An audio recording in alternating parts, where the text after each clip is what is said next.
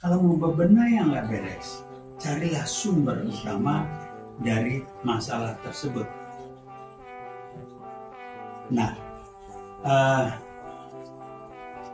sumber utama masalah tersebut yaitu dari berpikir kita.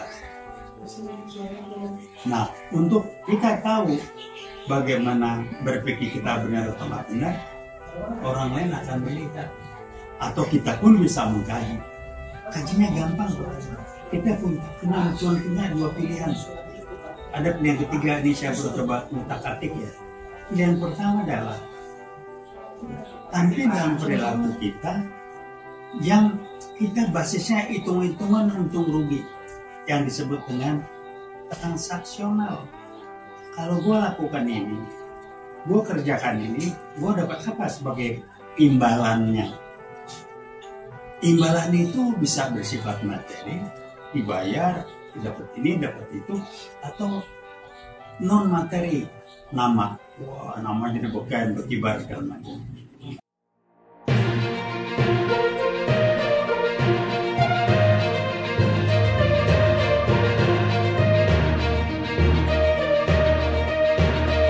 Assalamualaikum warahmatullahi wabarakatuh. Rekan-rekan yang menyaksikan video ini, saya ucapkan terima kasih. Dan sebelumnya saya ingin menyampaikan agak panjang tenggat waktunya karena dua hal. Yang pertama, kira-kira 2 minggu lalu HP saya dihack. Banyak nomor-nomor yang hilang, nggak jelas segala macam. Saya butuh waktu untuk mengumpulkan, dan kira-kira seminggu lebih yang lalu juga saya fisik sedang drop ya, kena flu segala macam. Jadi saya sih ketawa aja. Ketawa kenapa? Ya namanya juga usaha. Ini yang bisa saya lakukan, tapi ada pihak yang merasa terganggu dengan video atau informasi yang saya sebagai UWOT sampaikan ke publik, dan mereka bukan kebetulan juga dalam posisi punya kekuasaan, kemampuan, dan kesempatan untuk melakukan hack. Ya barangkali ada nanti sebentar lagi hack ini apa? Intimidasi. Intimidasi bisa ke saya, bisa ke keluarga, atau bentuk-bentuk yang lain. Tapi yang jelas saya tidak butuh posisi jabatan. Saya tidak takut kehilangan pekerjaan. Lah udah saya udah pensiunan, mau kerjaan apa lagi? Hidup saya juga biasa-biasa aja. Tapi buat rekan-rekan yang lain, saya tetap mohon dukungan dan doa untuk bisa mempermudah apa yang saya sampaikan, karena demi Allah saya tidak punya keinginan pribadi duniawi dengan apa yang saya lakukan, kecuali saya ingin menegakkan kebenaran sejauh yang saya mampu dengan memberitahukan apa yang benar. Saya bukan orang baik dan saya tidak memilih jadi orang baik, tapi saya memilih menjadi orang yang benar. Ini istilah saya. Apa bedanya? Orang baik itu adalah orang yang bisa memaafkan kesalahan seseorang pada dirinya dan bisa melupakan kelakuan orang yang nggak benar itu. Itu orang baik. Saya bukan orang baik. Saya memilih menjadi orang benar. Saya bisa dan bersedia memaafkan, tapi saya tidak mau melupakan. Itu saya catat. Apalagi kalau kesalahan kelakuan yang nggak benar itu menyangkut prinsip nilai-nilai hidup atau moral. Itu saya catat. Jadi saya maafkan, tapi saya tidak lupakan. Kenapa? Contoh, orang yang tukang bohong, maafin. Tapi lupa nggak bahwa dia tukang bohong? Oh nggak lupa, besok dia bohong tuh kan. Jadi ini yang saya pegang. Jadi silakan kalau Anda milih jadi orang benar, silakan. Saya memilih menjadi orang baik. Ini istilah yang saya pakai aja. Kalau ada yang nggak setuju, ya silakan, nggak apa-apa ya. Baik, kita akan mulai. Saya akan bahas mengenai gugatan ijazah palsu yang makin lama makin ramai dan menarik. Ingin saya sampaikan pada Anda, khususnya lewat yang diajukan oleh tim pengacara kami. Saya salah satu prinsipal yang melakukan gugatan perdata dengan kami serahkan kepada pengacara yang dipimpin oleh rekan kami, Profesor Dr. Egy Sujana dan rekan-rekan. Ada Ibu Kurnia, ada Damayari Lubis, ada Hamdan dan sebagainya. Ini menjadi makin menarik. Kenapa? Pada sidang ini terakhir tuh sudah sidang yang kelima. Yang kelima itu terdiri dari 2 sidang terbuka dengan majelis hakimnya 3 orang, di mana pada sidang kedua atau sidang yang terakhirnya itu majelis hakimnya dalam tanda petik kabur meninggalkan ruang sidang tanpa ada komentar apapun karena nggak bisa menjawab pertanyaan.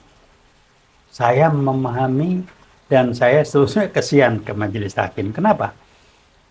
Karena majelis hakim di sidang yang pertama lebih tegas dan lebih berani, ketua sidangnya apalagi, ibu siapa namanya saya lupa, dia mengusir orang mereka yang mengatakan mewakili Jokowi karena tidak membawa surat kuasa yang sebagaimana seharusnya untuk memenuhi yang namanya bahasa hukumnya itu apa, legal standing, diusir keluar. Tapi sidang kedua datang orang hadir yang sama dengan apa mewakili yang apa orangnya sama, Jokowi membawa cara-cara perwakilan sama yang tidak diusir. Saya sambil senyum menduga keras. Hakim ini diomelin. Setelah ngusir karena rame, apalagi rekan saya, salah satu prinsipal Rizal Fadlia itu kan hukumnya kenceng banget. Dia pakai penjelasan, Jokowi diusir dari sidang ya karena dia mau orangnya wakilnya diusir, nggak sah, nggak punya legal standing. Rupanya itu yang nyebar dan hakimnya saya kayaknya kok saya yakin ya ini diomelin abis nih oleh pimpinannya. Kenapa diomelin? Pimpinannya pun ditegur abis oleh yang lebih tinggi lagi. Hingga sidang kedua hakim nggak ngusir lagi dan tidak disinggung. Oh kita ngerjain. Yang jadi korban siapa? Hakimnya terpaksa keluar sidang kan nggak bisa ngomong. Ini sidang kedua. Kemudian pengadilan kan ditekan nih. Disetel dikendalikan, udahlah saya menuduh aja. Kemudian tiba-tiba ada solusi, saya nggak ngerti, saya bukan orang hukum. Solusinya itu tiba-tiba kita diajukan mediasi. Saya pribadi nggak ngerti, saya bilang saya tidak ngerti hukumnya, tapi saya lihat dari perspektif yang saya pelajari sesuai kompetensi saya dari manajemen, leadership, organisasi dan sebagainya. 3 kali sidang mediasi, yang ketiga saya nggak ikut karena kondisi fisik nggak memungkinkan. Hasilnya buat saya jenaka. Saya sudah menduga ini akan jadi lucu. Kenapa jenaka? Karena 3 kali sidang tidak ada putusan, tidak ada hasil, tidak ada kemajuan sama sekali. Dan saya sudah mengatakan di sidang mediasi pertama, ini adalah strategi sebagai upaya untuk mengulur-ulur waktu agar sidang tidak membahas gugatan yang kita ajukan, yaitu jasa palsu. Ngulur waktu dengan menjadikan legal standing para terdakwa ini menjadi masalah yang nggak kelar-kelar dan tidak ada solusi. Wah nggak sah, bubar, mediasi lagi. Sehingga saya bilang ini hakim mediasi atau apapun namanya saya nggak tahu, itu tidak ngontrol dulu. Kan dikasih tahu dong harusnya sidang pertama, Anda harusnya punya legal standing begini, nggak diserahin ke kita, ke penggugat. Tim penggugat dari Pak Egy Sujana keras banget. Dia bilang legal standing itu tanda tangan basah dan nama. Enggak, ini enggak. Legal standingnya apa? Kepres. Dari Seknek. Saya sempat ngomong sama yang dapat legal standing. Kok Anda begitu sih? Ini prosedur intern kita, Pak. Saya bukan orang hukum, saya bilang. Tapi apa prosedur intern Anda berlaku umum untuk hukum di Indonesia? Sampai gue bilang kalau legal prosedur Anda ada surat kuasa tidak perlu pakai materai juga boleh Anda lakukan. Diam dia.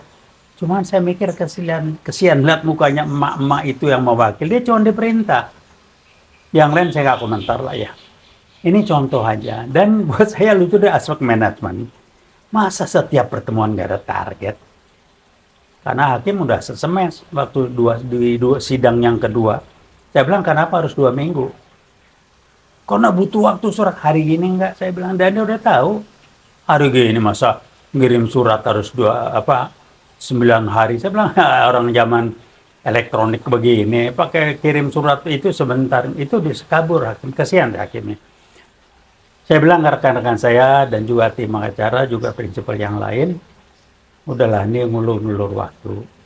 Sekarang kejadian saya tidak bisa hadir di sidang mediasi ketiga sama.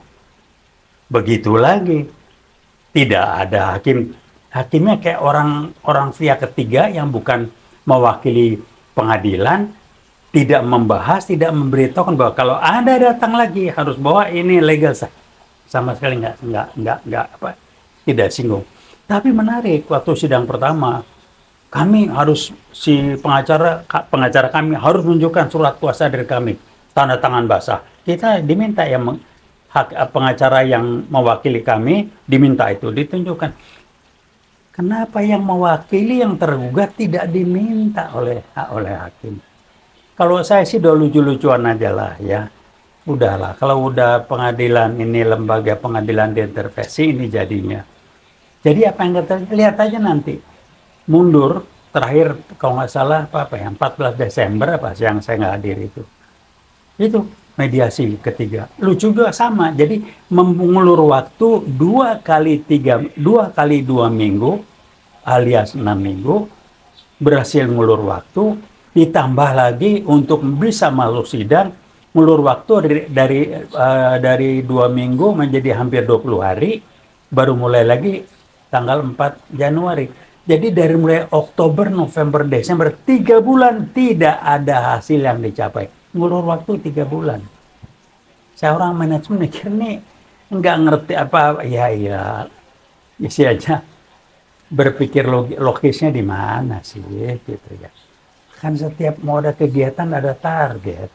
Ada rencana, ada target. Ini kayaknya sangat gelinding, tapi saya nggak mau ribut, nggak mau apa, karena hakim juga takut diancam. Kok hakim takut? Di situ dari Republik.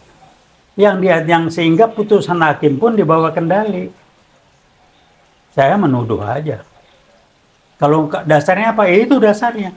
Masa 3 minggu, sampai 3 bulan ini ngeberesin masalah legal standing aja nggak kelar-kelar. Nanti 4 Januari jadi masalah lagi tuh legal standing. Sehingga ya saya bilang sama teman-teman yang lain 3 orang itu, Arbi Muslim Arbi, Rizal Fadila, dan juga pengacara, saya mengatakan udah deh ngulur waktu aja, kita aja nanti. Tapi lucu-lucuan aja lah, walaupun kita serius, tapi sikapnya dan fun saya bilang, karena mereka dalam posisi susah. Kenapa ngulur waktu dengan harapan sikon berubah, Jokowi sudah lengser sehingga bisa proses. Kenapa? Kalau sekarang diproses ijazahnya memang palsu. Kalau nggak palsu gampang dong. Kenapa saya bilang palsu gampang? Ramai di media sosial, ijazahnya fotokopi ijazah asli. Ada legalisasi. Tapi yang menarik dari fotokopi yang dilegalisasi ijazah asli, fotonya ternyata foto almarhum adik iparnya. Jelas yang dipasang foto adik iparnya. Di hidungnya beda, kacamata, udahlah. Jadi saya bilang maaf Pak Jokowi atau orang yang nyetel di belakang Anda, kalau mau bohong rada cerdas lah. Sehingga guyonan saya mengatakan, kalau orang bego, orang tolol, orang bodoh, ngebohongnya pun bego, tolol, dan baru sekelas. Jadi bagaimana kecanggihan kita berperilaku, canggih itu tidak harus benar ya, itu sangat atau berbanding lurus dengan kecanggihan kualitas berpikir kita. Kalau kualitas berpikir kita canggih, tapi jahat, negatif, ya kualitas berbohong kita pun begitu.